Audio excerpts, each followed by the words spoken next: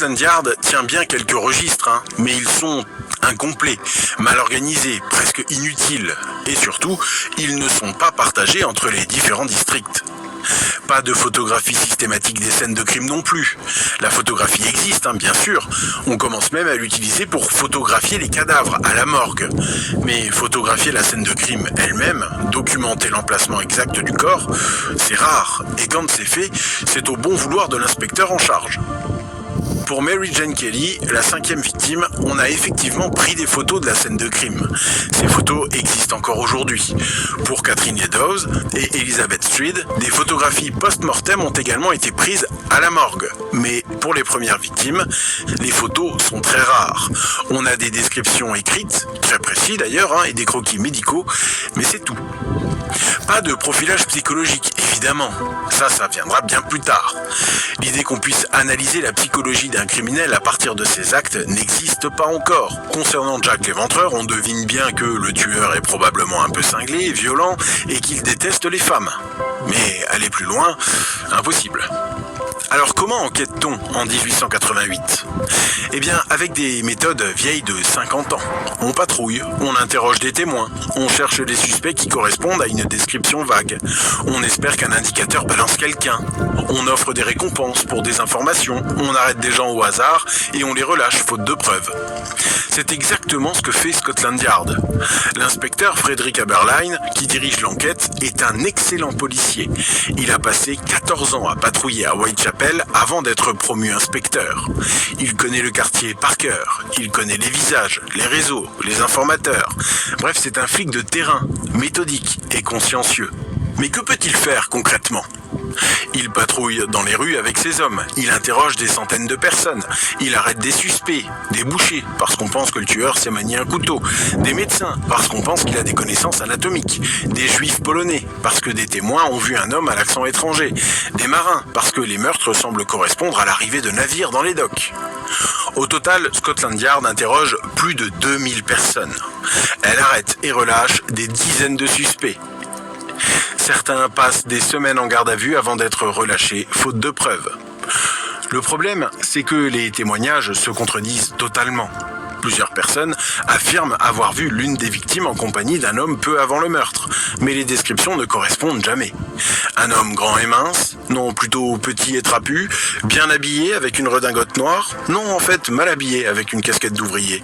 Un jeune, une trentaine d'années au maximum, bien plus âgé, la cinquantaine. Voilà, imaginez vous y retrouver avec tout ça. Comment enquêter sérieusement avec des témoignages aussi contradictoires ? C'est simple, on peut pas. Surtout dans un quartier comme Whitechapel, où des milliers d'hommes correspondent potentiellement à ces descriptions vagues. Et puis, il y a un autre problème, peut-être le plus important. La police n'a aucune expérience de ce type de meurtre. Le concept moderne de tueur en série n'existe pas en 1888. Le terme lui-même ne sera inventé qu'au XXe siècle. On n'a pas de grille d'analyse pour ce type de criminalité. Les policiers de Scotland Yard sont habitués à enquêter sur des crimes passionnels. Un mari qui tue sa femme dans un accès de rage, un ivrogne qui poignarde quelqu'un dans une bagarre dans un pub. Des crimes où le mobile est évident, où le coupable est souvent connu de la victime. Des crimes qui se résolvent en quelques jours. Mais Jack l'Éventreur, c'est tout l'inverse. Pas de lien apparent entre le tueur et les victimes, pas de mobile compréhensible, pas de témoin fiable. Un criminel qui frappe au hasard, qui choisit ses victimes de façon anonyme, qui disparaît sans laisser de traces. C'est totalement nouveau, totalement incompréhensible pour les policiers de l'époque. Scotland Yard fait pourtant des efforts. On augmente les patrouilles dans Whitechapel, on met des policiers en civil dans les rues, on fait même appel à des chiens policiers, une innovation à l'époque, et on demande l'aide du public. Mais rien ne fonctionne. Le tueur frappe quand il veut, où il veut. Il semble connaître les horaires de chaque patrouille. Il choisit des lieux à l'abri des regards. Il agit avec une rapidité incroyable. Les médecins estiment que les meurtres n'ont pris que quelques minutes. Trancher la gorge, mutiler le corps et disparaître. Tout ça en moins de 5 minutes, dans une ville surpeuplée et sans se faire voir. C'est proprement hallucinant. Et dans ce monde en pleine mutation, il y avait un acteur nouveau, puissant, incontrôlable, qui allait transformer l'affaire en phénomène mondial. Cet acteur nouveau, c'est la presse. Et d'ailleurs, avant d'aller plus loin, réglons une question essentielle. Pourquoi on l'appelle Jack l'Éventreur, alors qu'on ne sait même pas qui c'est ? Maintenant, voyons comment cette création est née. Parce que voilà la vérité, Jack l'Éventreur est le premier criminel de l'ère médiatique moderne. Le premier tueur dont les crimes sont rapportés en temps réel à l'échelle mondiale. Retour en arrière. Au début du 19e siècle, les journaux existent bien évidemment, mais ils coûtent cher. Un journal comme le Times se vend 6 pence, soit l'équivalent d'une demi-journée de salaire pour un ouvrier. Résultat, seule la bourgeoisie et l'aristocratie lisent la presse. Les journaux sont sérieux, austères, avec de longs articles politiques. Ils ne s'intéressent pas aux faits divers. Mais dans les années 1850-1860, tout change. L'invention de la rotative permet d'imprimer des journaux beaucoup plus rapidement et à moindre coût.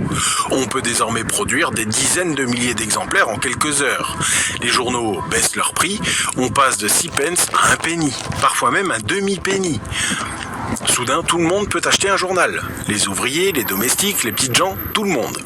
Cette démocratisation crée une concurrence féroce. Des dizaines de nouveaux journaux apparaissent. Le Daily Telegraph, le Daily News, le Evening Standard, le Star. Ils se battent pour attirer les lecteurs. Et ils découvrent très vite ce qui fait vendre. Le sensationnel. Les crimes, les scandales, les histoires qui font frémir. Ah, ça, les gens adorent, hier comme aujourd'hui. Le fait divers devient une rubrique à part entière.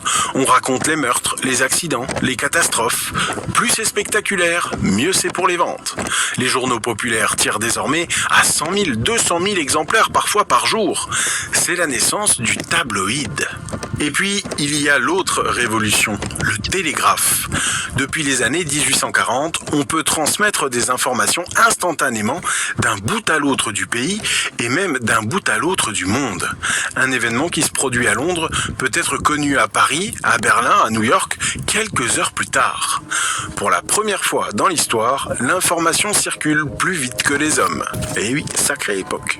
En 1888, Londres est le centre névralgique du réseau télégraphique mondial.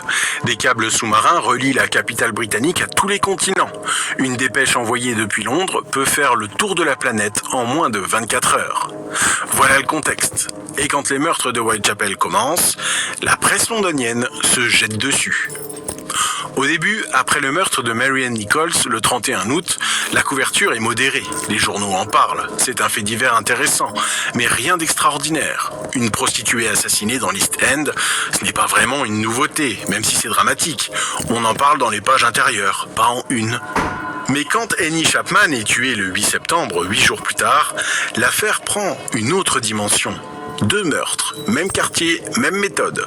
Les journaux comprennent qu'ils tiennent quelque chose. Les gros titres apparaissent, les éditions spéciales se multiplient et les reporters affluent à Whitechapel. Et là, tout s'emballe. Whitechapel et Spitalfields ont toujours été des quartiers intéressants. Et les événements récents les ont rendus plus intéressants encore. Ils ont offert des illustrations saisissantes des terribles possibilités de la vie dans les profondeurs insondables de ces immenses clapiers humains. À toute heure, celui qui se promène dans ce quartier de la ville, surtout la nuit, ne peut s'empêcher de sentir qu'au-dessous de ce qu'il perçoit s'étendent les terribles profondeurs d'un océan grouillant de vie, mais enveloppé d'un mystère impénétrable. Lorsqu'il aperçoit ça et là, sous la lumière vacillante et incertaine d'un réverbère, le visage d'une femme, peut-être gonflé par l'alcool et déformé par la passion. Il peut éprouver, l'espace d'un instant, un frisson à l'idée de ce que l'humanité peut devenir lorsque la vie est vécue loin des douces influences bienfaisantes des chants et des fleurs, de l'art et de la musique, des livres et des voyages, de l'élan d'entreprises stimulantes, des délicates aménités des heures heureuses et des échanges avec les gens instruits et cultivés.